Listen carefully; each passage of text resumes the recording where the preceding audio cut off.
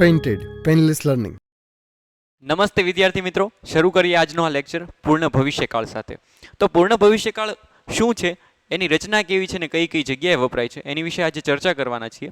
ગયા લેક્ચરમાં આપણે જોયો તો પૂર્ણ ભૂતકાળ કઈ રીતે વપરાતો હતો. જ્યારે કોઈ ઘટના ઘટે છે એની પહેલા કોઈ ઘટના ઘટી ચૂકી છે એવું દર્શાવવું હોય ત્યારે પૂર્ણ ભૂતકાળ વાપરતા હતા. પણ પૂર્ણ ભવિષ્યકાળ ક્યાં વપરાય છે? જ્યારે કોઈ ક્રિયા ઘટે છે, ઘટવાની છે, મીન્સ કે જ્યારે કોઈ ક્રિયા ઘટવાની છે એની પહેલા કોઈ ક્રિયા ઘટી જશે એવું કહેવા માટે આપણે પૂર્ણ ભવિષ્યકાળ વાપરીએ છીએ. સમજાણું નહીં? આપણે એક્ઝામ્પલ સાથે જોઈએ. જો ભવિષ્યકાળ, સાદો ભવિષ્યકાળ જ્યારે આપણે જોયો હતો ત્યારે આ રીતે વાત કરી હતી, તમને યાદ હોય તો, કે આઈ શેલ, આઈ અને વી સાથે આપણે શેલ વાપરીએ છીએ, યાદ રાખજો. આઈ અને વી સાથે શેલ વપરાશે અને બાકી બધા સાથે વિલ વપરાશે. તો I shall go to the market. I shall go to the market. I shall go to the market એટલે કે હું માર્કેટ જઈશ. આવી રચના થતી હતી સાદા ભવિષ્યકાળની. પણ જ્યારે આપણે પૂર્ણ ભવિષ્યકાળ કેવું હોય એટલે કે હું માર્કેટ જઈ ચૂક્યો હોઈશ એવો ભાવ જ્યારે આવે છે ત્યારે આ રીતે રચના બને છે. આઈ શેલ, શેલની સાથે શું લખવાનું? આપણે હેવ લખવાનું. શેલ અથવા વિલની સાથે હેવ જોડવાનું અને પછી જે ક્રિયાદર્શક શબ્દ હોય ને એનું ભૂત કૃદંતનું રૂપ લખવાનું, ત્રીજું રૂપ લખવાનું. For example, I shall have gone to the market.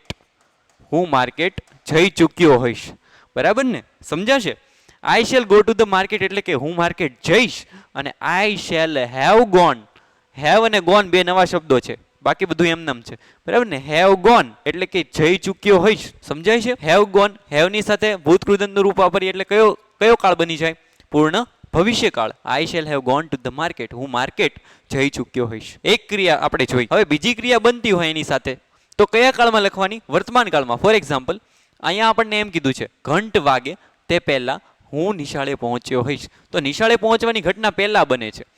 હું નિશાળે પહોંચ્યો હોઈશ તો આ રીતે લખીએ આપણે, આઈ shall have, I shall have, પહોંચવું એટલે રીચ્ડ.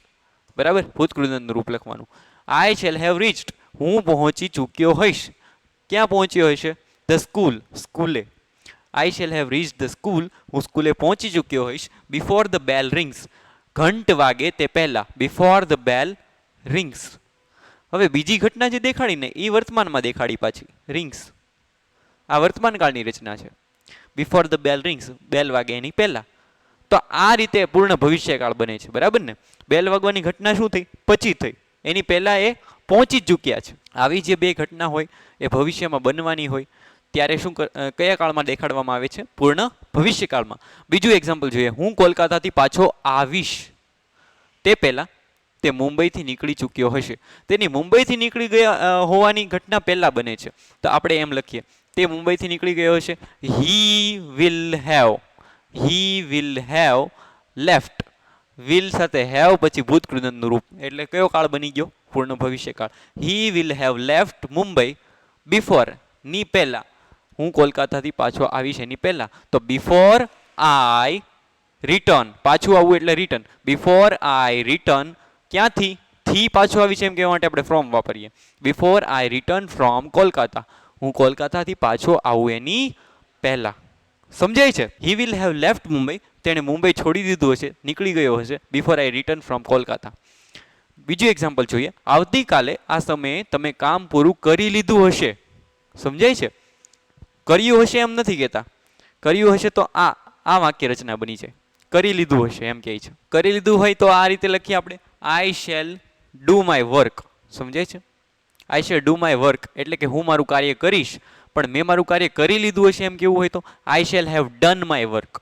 સમજાય છે? I shall have done my work. તો યુ વિલ હેવ ફિનિશ્ડ, તમે પૂરું કરી ચૂક્યા હશો. Finished the work at this time, આ સમયે, આવતીકાલે. ટુમોરો એટલે આવતીકાલે. તમે આવતીકાલે આ સમયે વર્ક પૂરું કરી ચૂક્યા હશો, કાર્ય પૂરું કરી ચૂક્યા હશો. તો you will have finished the work at this time tomorrow. કઈ રીતે રચના બની? ખ્યાલ આવ્યો? કર્તા સાથે શું લખવાનું? કર્તા એટલે જે કાર્ય કરે છે એની સાથે શેલ અથવા વિલ જે લાગુ પડતું હોય એ, અને એની સાથે ભૂતકૃદંતનું રૂપ. બરાબર? ભૂતકૃદંતનું રૂપ. તો કયો કાળ બની ગયો? પૂર્ણ ભવિષ્યકાળ. પછી જોઈએ, જ્યારે હું મારી વાત કરતો હોઉં એક વચન ત્યારે હું શું કહું? આઈ શેલ હેવ વર્કડ, મેં કાર્ય કરી લીધું હશે. જ્યારે હું આપણી વાત કરતો હોઉં તો વી શેલ હેવ વર્કડ, આપણે કાર્ય કરી ચૂક્યા હશું, કાર્ય કરી લીધું હશે. યુ વિલ હેવ વર્કડ, તમે કાર્ય કરી ચૂક્યા હશો, તમે બધા કાર્ય કરી ચૂક્યા હશો. You will have worked. તેણે કાર્ય કરી લીધું હશે તો હી વિલ હેવ વર્કડ. તેણીએ તો શી વિલ હેવ વર્કડ. તેણે તો it will have worked. It ક્યાં વપરાય? નિર્જીવ વસ્તુ માટે. A boy will have worked એટલે કે છોકરાએ કામ કરી લીધું હશે. ધે વિલ હેવ વર્કડ એટલે કે તે બધાએ કામ કરી લીધું હશે. બોયઝ વિલ હેવ વર્કડ એટલે કે છોકરાઓએ કામ કરી લીધું હશે. સમજાય છે કઈ રીતે પૂર્ણ ભવિષ્યકાળ કામ કરે છે? હજુ થોડા એક્ઝામ્પલ સાથે આપણે સમજીએ. જ્યારે મારે એમ કહેવું હોય કે હું જે તે કાર્ય કરીશ, સમજો મારે જ્યારે એમ કહેવું હોય કે હું આ કાર્ય કરીશ, ફોર એક્ઝામ્પલ હું કાર ચલાવીશ તો આઈ શેલ ડ્રાઈવ. આઈ અને વી સાથે શેલ વપરાય છે, યાદ છે ને? આઈ શેલ ડ્રાઈવ, ભવિષ્યની વાત કરીએ છીએ આપણે. અ કાર, હું કાર ચલાવીશ. આઈ શેલ ડ્રાઈવ અ કાર. પણ મારે એમ કહેવું છે કે મેં કાર ચલાવી લીધી હશે, એવું કહેવા માટે કઈ રીતે વપરાય? મેં તમને કીધું ને આગળ કઈ રીતે રચના બને. શેલ સાથે શું લખવાનું? હેવ. I shall have. પછી ડ્રાઈવ નહીં લખવાનું, પછી ભૂતકૃદંતનું રૂપ લખવાનું. આઈ shall have driven a car. Driven a car એટલે કે મેં કાર ચલાવી લીધી હશે. સમજાણું? તો આ પૂર્ણ ભવિષ્યકાળ છે, આ સાદો ભવિષ્યકાળ છે. આ રીતે રચના બને પૂર્ણ ભવિષ્યકાળની. પછી મારે એમ કહેવું હોય કે બે ઘટનાને સાંકળવી છે, બરાબર ને, કનેક્ટ કરવી છે. ફોર એક્ઝામ્પલ તે આવે એની પહેલાં હું નીકળી ચૂક્યો હોઈશ. તે આવે એની પહેલાં હું નીકળી ચૂક્યો હોઈશ. તો મારી નીકળવાની ઘટના પહેલાં બને છે, એને આવવાની પછી બને છે. તો મારી ઘટના પહેલાં લખીએ આપણે. તે હું નીકળી ચૂક્યો હોઈશ તો I shall have left. I shall have left. લીવનું ભૂતકૃદંત છે, બરાબર ને? આઈ શેલ હેવ લેફ્ટ એટલે કે હું નીકળી ચૂક્યો હોઈશ. તે આવે એની પહેલા એવું કેવું હોય તો before he comes. Before he comes, તે આવે એની પહેલા. બરાબર? તો પહેલું સેન્ટેન્સ કયા ટેન્સમાં લખવાનું, કયા કાળમાં લખવાનું? પહેલી ઘટના કયા કાળમાં દેખાડવાની? પૂર્ણ ભવિષ્યકાળમાં. શેલ હેવ અને ભૂતકૃદંત, અને બીજી જે ઘટના બને છે એને વર્તમાનમાં દેખાડવાની. તે આવે એની પહેલા. સમજાય છે? ડિફિકલ્ટ નથી ને? આઈ શેલ હેવ લેફ્ટ, હું નીકળી ચૂક્યો હોઈશ. બિફોર હી કમ્સ, તે આવે એની પહેલા. બરાબર?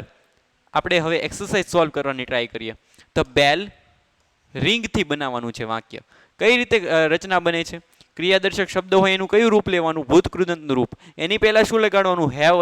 હેવ લગાડવાનો. ફરજિયાત હેવ લગાડવાનો હો ને, હેઝ નહીં લગાડતા. એની પહેલા શું લખવાનું? શેલ અથવા will. The bell shall have, sorry, the bell will have. Will have. રિંગનું ત્રીજું સ્વરૂપ શું થાય?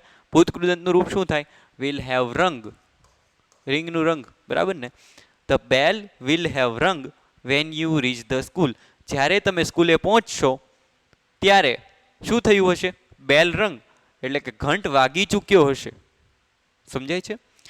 આઈ go to bed. Go use કરવાનું છે. તો પૂર્ણ ભવિષ્યકાળમાં કઈ રીતે યુઝ કરશું? આઈ શેલ હેવ. ગોનું ભૂતકૃદંતનું રૂપ શું થાય? ગોન. Gone to bed.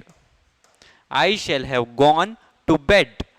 હું સુવા વયો ગયો હોઈશ, બરાબર ને? સુવા ચાલ્યો ગયો હોઈશ. બિફોર યુ કમ, તમે આવો એની પહેલા. તમે આવો એની પહેલા હું સુવા ચાલ્યો ગયો હોઈશ. I shall have gone to bed before you come. સમજાય છે?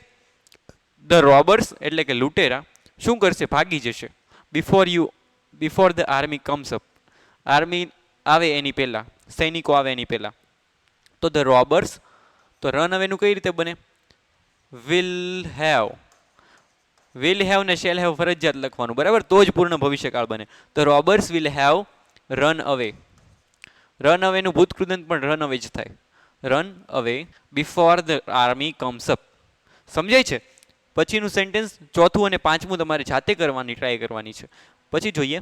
કોઈ પ્રશ્ન હોય તો તમે કમેન્ટ કરી શકો છો, બરાબર? આ જે ગુજરાતી સેન્ટેન્સ આપ્યા છે આપણે એનું અંગ્રેજીમાં ટ્રાન્સલેટ કરવાનું છે. અમારી પરીક્ષા દિવાળી પહેલા શરૂ થઈ ગઈ હશે. તો અમારી પરીક્ષા દિવાળી પહેલા, પરીક્ષા શરૂ થવાની ઘટના પહેલા બને છે એટલે આપણે આ રીતે લખીએ. અવર એક્ઝામ, અમારી પરીક્ષા, our exam will have started, શરૂ થઈ ચૂકી હશે, બરાબર? Our exam will have started before. શેની પહેલા? દિવાળી પહેલા. Before the Diwali. Before Diwali. બરાબર. Our exam will have started before Diwali. દિવાળીની પહેલા અમારી એક્ઝામ શરૂ થઈ ચૂકી હશે. ભવિષ્યની વાત. સેકન્ડ સેન્ટેન્સ છે વરસાદ આવે તે પહેલા હું ઘેર પહોંચી ચૂક્યો હોઈશ. બરાબર. વરસાદ આવે તો ઘટના પહોંચવાની પહેલા બને છે કે વરસાદ આવવાની પહોંચવાની પહેલા બને છે? તો આ રીતે લખી શકાય. આઈની સાથે વિલ વપરાય છે તો પણ કઈ પ્રોબ્લેમ નથી, વિલ વાપરી શકાય. આઈ શેલ હેવ રીચ્ડ. હું પહોંચી ચૂક્યો હોઈશ. ક્યાં? ઘરે. આઈ shall have reached home before. વરસાદ આવે બીજી ઘટના જે બને છે એને કયા ટેન્સમાં દેખાડવાની? વર્તમાન કાળમાં. પહેલી ઘટના જે બને છે એને કયા ટેન્સમાં દેખાડવાની? પૂર્ણ ભવિષ્યમાં.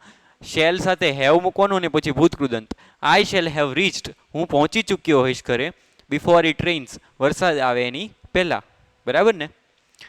ત્રીજી જોઈએ. આગગાડી ઉપડે તે પહેલા અમે સ્ટેશને પહોંચી ગયા હશું. તમે સ્ટેશન પહોંચી ગયા છો. બરાબર. આગગાડી ઉપડે તે પહેલા. તો ટ્રેન આગગાડી ઉપડવાની ઘટના પહેલા બને છે કે સ્ટેશને પહોંચવાની? સ્ટેશને પહોંચવાની. તો આ રીતે લખીએ આપણે પહેલું sentence. You will have reached. પહોંચી ચૂક્યા હશો. The station. ક્યાં પહોંચ્યા હશે? સ્ટેશને. You will have reached station before. ની પહેલા. Before the train. ઉપડવું means start. The train starts. બરાબર. You will have reached the station. તમે સ્ટેશને પહોંચી ચૂક્યા હશો ટ્રેન ઉપડે એની પહેલા. Before the train starts. સમજાશે? તમે આવશો તે પહેલા અમે સૂઈ ગયા હશું. તો સુવાની ઘટના પહેલા બને છે. તો આ રીતે લખીએ આપણે. અમે સૂઈ ગયા હશું એમ કહેવા માટે વી વિલ હેવ અથવા તો વી શેલ હેવ. શું? સૂઈ ગયા હશે. સુવાનું ભૂતકૃદંત શું થાય? Sleep, slept, slept. તો સ્લેપ્ટ એનું ભૂતકૃદંત છે. We shall have slept before. અમે સૂઈ ચૂક્યા હશો, સૂઈ ગયા હશું. Before you come. તમે આવો એની પહેલા. Before you come. બરાબર ને? પછી છે હું તેને 10 વર્ષ પછી મળ્યો પણ તેણે મને તરત જ ઓળખ્યો. હું તેને 10 વર્ષ પછી મળ્યો. આ ભૂતકાળની વાત છે. બરાબર. ભૂતકાળ આપણે શીખ્યા હતા, યાદ કરો. ભૂતકાળની વાત છે. આપણે પૂર્ણ ભૂતકાળ વાપરતા હતા, યાદ કરો. હું તેને 10 વર્ષ પછી મળ્યો પણ તેને મને તરત જ ઓળખ્યો. તો આઈ હેડ મેટ હિમ. હું તેને મળ્યો. I had met him 10 years after 10 years. 10 વર્ષ પછી. After 10 years. પણ તેણે મને તરત જ ઓળખ્યો. તો but he knew me quickly. Quickly એટલે તરત જ. બરાબર. I had met him after 10 years. હું તેને 10 વર્ષ પછી મળ્યો હતો પણ તેણે મને તરત ઓળખી લીધો. તો but he knew me quickly. સમજાશે? થોડું ડિફિકલ્ટ લાગતું હોય પ્રેક્ટિસ વધારે કરો. ફરીથી વિડીયો રિપીટ કરીને જુઓ. જો તમને ન સમજાય તો કોઈ કમેન્ટ કરી શકો છો. બરાબર. કોઈ પણ ટોપિક. જો તમે 6 થી 10માં અભ્યાસ કરતા હો તો આલ્ફા એકેડમીની મુલાકાત લો. અને ભાવનગરમાં રહેતા હો તો કોન્ટેક્ટ નંબર આપ્યો છે. આલ્ફા એકેડમીની મુલાકાત લો ભાવનગરમાં રહેતા હો તો. આ વાક્યનું પણ ભાષાંતર કરવાનું છે. આ બધું તમારે જાતે કરવાનું છે બુકમાં. ઓકે. અને નવા શબ્દો છે લર્ન કરવાના છે, પાકા કરવાના છે. મળીએ મિત્રો નેક્સ્ટ વિડીયોમાં નવા ટોપિક સાથે. Painted, painless learning.